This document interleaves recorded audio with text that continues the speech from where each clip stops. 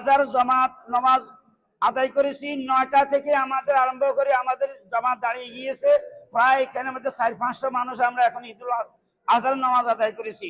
ইনশাআল্লাহ এখন ঈদুল আজহার নামাজ শেষ হয়েছে, আখরি মুনাজাত দিয়েছি। আমরা এখন কোরবানির পশু জবাই করবো আল্লাহর নামে। আমরা আল্লাহর নামে এখন কোরবানির পশু জবাই করবো ইনশাআল্লাহ। আমরা এখানে 6-7 জন মাওলানা সাহেব আছেন, এখানে ভাগ করে দিয়েছি আমি কোন বাড়ি থেকে গরু জবাই করবে। আমরা সেগুলো এখন সম্পৃক্ত রেখে আমরা আল্লাহর নামে কোরবানি দিয়ে দেবো ইনশাআল্লাহ, কোনো সমস্যা নেই আলহামদুলিল্লাহ।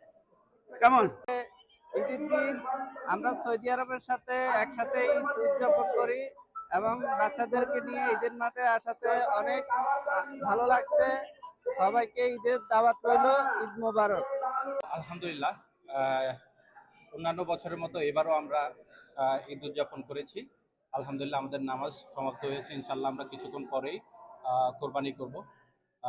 আপনাদের সবাইকে ঈদ মোবারক, আমাদের জন্য দোয়া রাখবেন। আমরা আজকে বহু বছর 200 বছর থেকেই এই ঈদ উদযাপন করে আসতেছি।